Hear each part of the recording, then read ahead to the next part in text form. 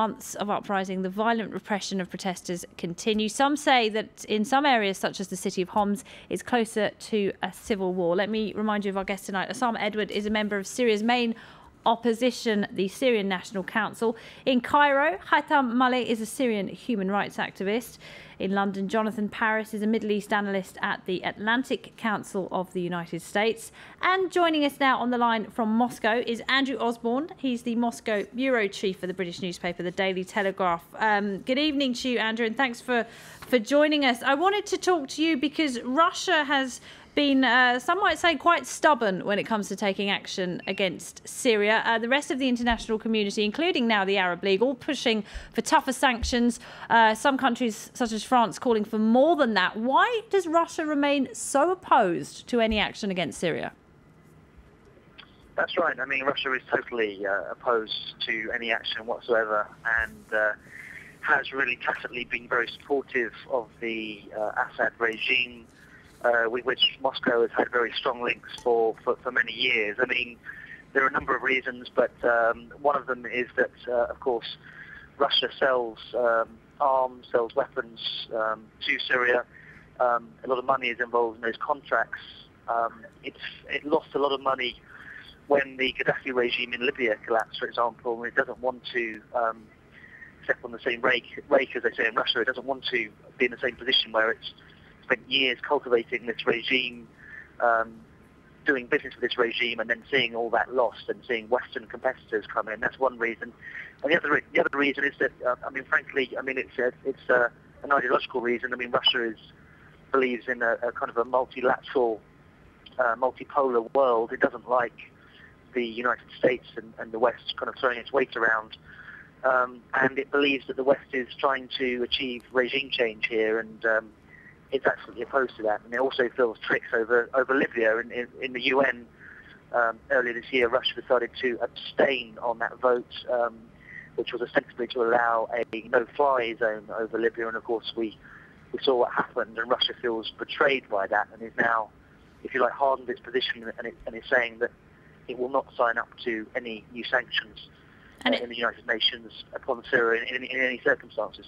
And isn't it also the case that there's a crucial Russian naval base in Syrian waters, and that if that base were to be removed, Russia would not have any navies at all in the Mediterranean? Yeah, absolutely. That's also true.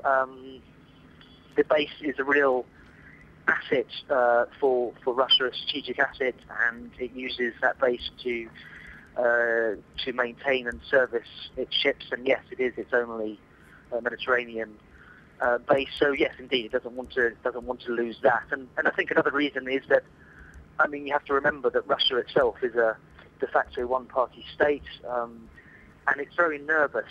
It was very nervous about regime change anywhere in the world, because it doesn't want to encourage that, because frankly it's a little nervous about its own situation, even though there are no signs of any kind of Arab Spring taking place in Russia anytime soon.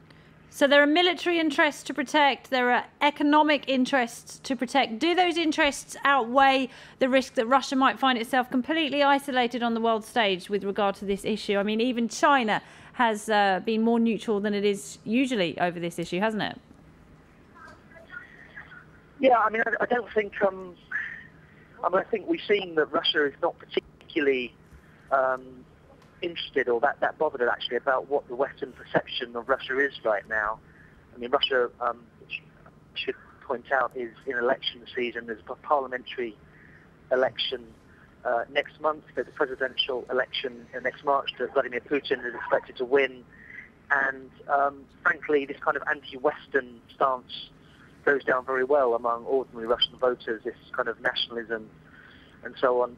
So I think they're thinking more short term, and they're less concerned about being isolated on the world stage. They know that they have a seat on the UN Security Council.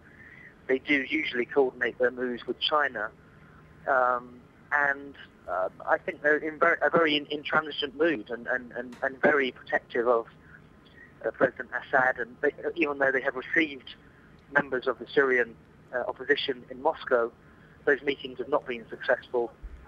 The two sides have not found any common ground. and indeed Moscow has even kind of has aped, has mimicked the rhetoric being used by the Assad regime and has spoken about the problems that the Assad regime is facing, the opponents as armed gangs and so on. So Russia's position just doesn't show any signs of changing, really. All right, Andrew, many thanks indeed. Andrew Osborne there in Moscow. Osama, what do you think when you hear that? It must be incredibly frustrating, especially when you see how Russia kind of let an intervention take place in Libya. It didn't use its veto at the UN, but it is absolutely opposed to any kind of intervention, including sanctions on Syria. What would you say to the Russians? That's very sad and it's very shameful at the same time. And Andrew has gone right to the point when he said it's a matter of money and interests and, you know, militants and the weapons. And it's very sad to sell Syrian children for weapons and to sell Syrian women for some military base in the Syrian territory. I think this will be a very it will be a shame for Russia in the history that it's supporting a dictatorship, not supporting the people of the country. Russia's interests are connected to the Syrian people, not to the Syrian regime. We can guarantee the Syrian interests in Syria, not the regime. And I think that the Russians are not in love with the Syrian president. I think it's a matter of, you know, interest. When the Russians feel that they will lose, you know, if they will not support the Syrian revolution, I think they will change their mind. Bashar al-Assad has been told by the Russians that they will not use veto for the second time in the Security Council, and this is a very clear message for him to stop killing there. Russia has to, again, I would say, to support the Syrians, not the regime. Okay, well, Russia does do a lot of business with Syria. We know that, but it's not the only country that does business with Syria. We've got a graphic for you here we can bring up, which shows you basically Syria's main trading partners, which are threatening to stop doing business with the regime if it continues the bloodshed. There we go. We can have a look at, and as you can see, top of the list is the European Union, 22.5% of trade there. Iraq, which is, of course, right next door to Syria, 13%. Saudi Arabia, 9%. China, 6.9%. Another country quite reticent in bringing about sanctions on Syria. Turkey, Syria's other neighbour, which has been very vocal about criticising the violence there, and Lebanon as well. So there you see, Jonathan Paris, that Syria does have quite a lot at stake here, doesn't it? And are these sanctions now beginning to bite? You've got EU sanctions, we've got the possibility of Arab League sanctions, so that would be Iraq and Saudi Arabia as well. And Lebanon too, possibly. Now, is this starting to hurt the Syrian middle classes, the middle classes who in cities like Aleppo and Damascus have been supporting the regime up to now? Do you think this is what is going to stop them doing so in the future? I think part of it is the sanctions. The currency is becoming essentially worthless. Anecdotally, merchants in Damascus are clearing their shelves. They're not investing anymore in their businesses. They're not building up inventory. They're selling what they have and getting into dollars and euros and preparing for what can only be imagined as a transition. So I think the economy is in grave shape. The oil revenue is not coming in because of the sanctions on oil. And even though the Russians are not being helpful, and one of the reasons that Andrew did not give for their unhelpfulness is because of the feeling that Iran would be hurt with the fall of Assad, and Russia has a stake in keeping Iran in the game as a challenge to U.S. hegemony in the Gulf. So there's a lot going on here. There's a lot at stake strategically. The bottom line is three things. One, there's a humanitarian disaster in Syria, and the international community needs to do what it can. Two, the Arab League is starting to step up, and I think what we're going to see are not no-fly zones, but we're going to see covert military aid by individual Arab states into via Lebanon, via Jordan, via Turkey, to help give some arms to the opposition so that they're not sitting ducks, and that will thereby intimidate the army, and the army may split more quickly because they will hesitate to shoot on armed opponents, you see. Mm-hmm. So while I'm not advocating a shift from the non-violent to a violent civil war, it's inevitable, and I think that will accelerate defections within the Syrian army. All right. And now, Jonathan, you mentioned Turkey there, and I think we can have a listen to the Turkish Prime Minister, Recep Tayyip Erdogan, who has been increasingly vocal about his criticism of the violence there. And let's take a listen to him now, because just a few months ago, what he says would be absolutely unthinkable. But here he is making it very clear what he thinks.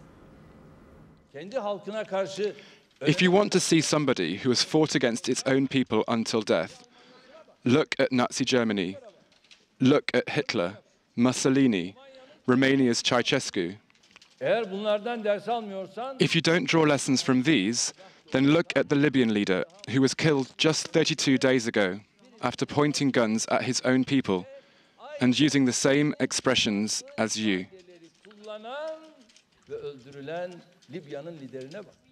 And Erdogan is really going out on a limb there. He's possibly been the leader who is most supportive of your cause, hasn't he? I think I'll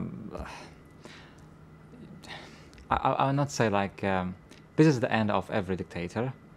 The end of every dictator should be that he should leave. He should listen to his people. If you look at the developments of events in Syria since March 15th, when the revolution started, people were in the streets for the first time saying, "Don't humiliate the Syrians." And then they started to say, "We want freedom."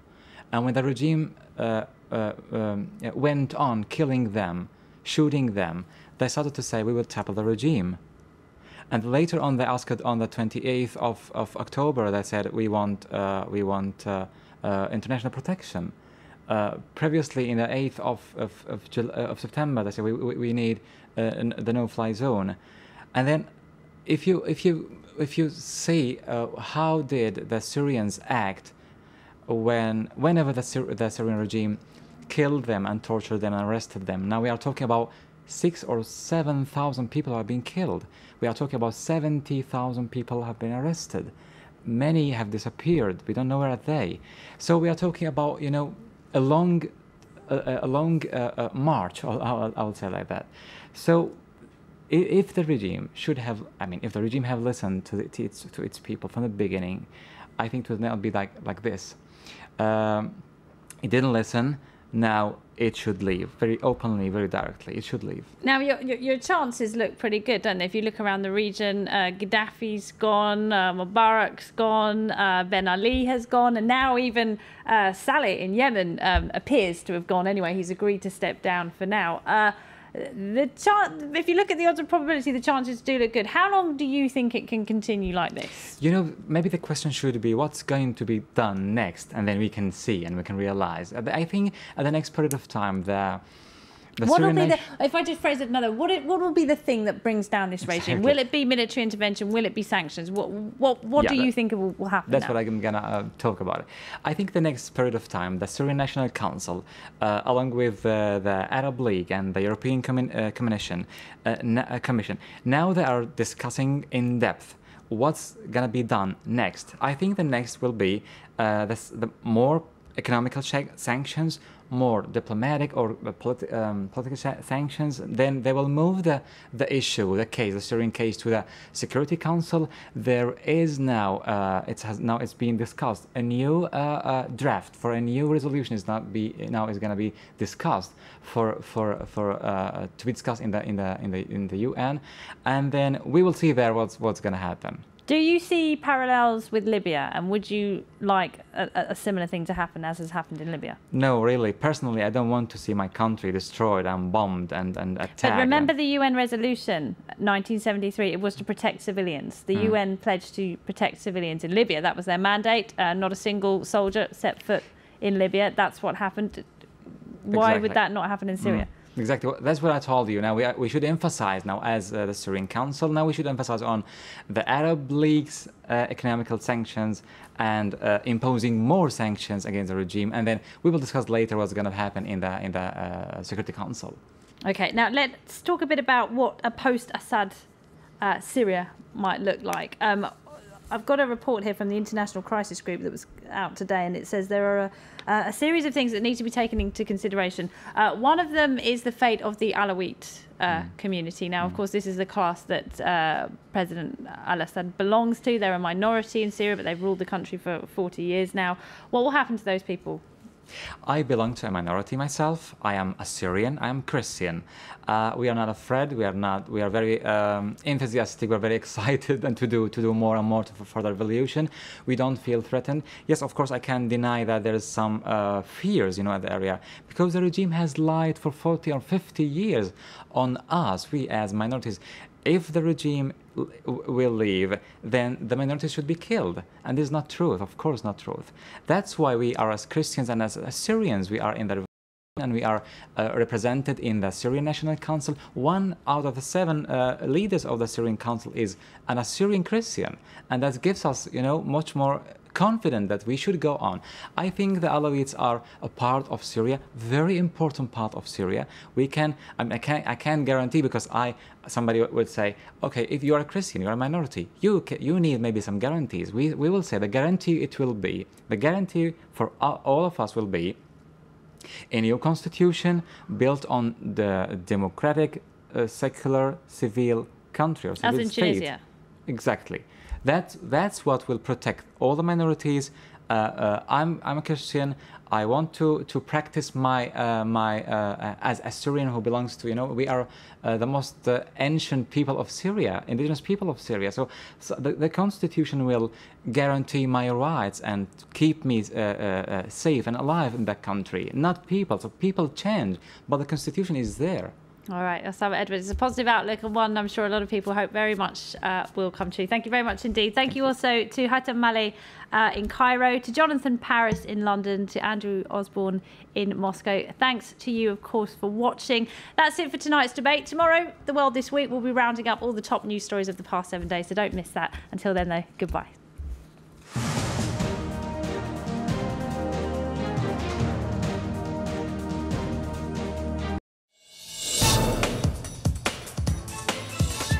In eastern Kasai in the Democratic Republic of the Congo, miners dig constantly in search of diamonds. These precious stones are the backbone of the economy. The illicit diamond trade is rife. Previous political regimes were largely financed by them. As the DRC's general election approaches, France 24 takes you behind the scenes of the diamond industry, where candidates get financing. Reporters, today, 9:45 p.m. Paris time, on France 24.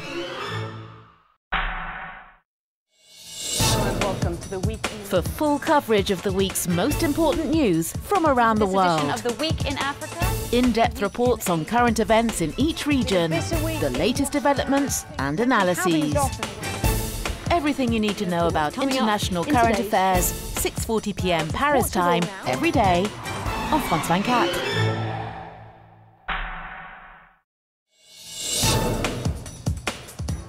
Join us in Serbia for this new edition of Europe District. Together, we'll assess the country's progress towards the EU.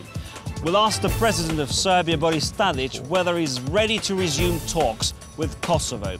We'll tell you why biological agriculture could save the country's ailing farming sector. And we'll visit the city of Belgrade with the star of Serbian cinema, Miki Manojlovic. He played the leading role in the '95 blockbuster Underground. Don't miss Europe District, Saturday 1:10 p.m. Paris time on France 24.